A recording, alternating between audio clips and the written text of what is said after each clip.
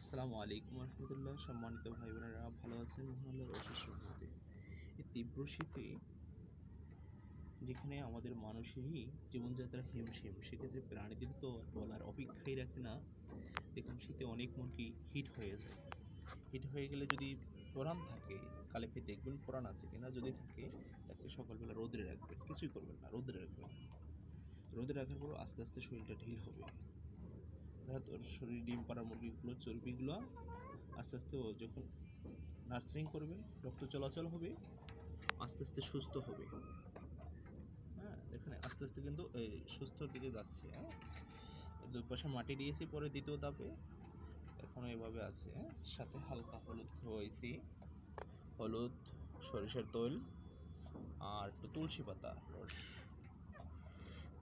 তাহলে এখন এভাবে থাকবে, আস্তে আস্তে ইনশাল্লাহ সুস্থ হবে।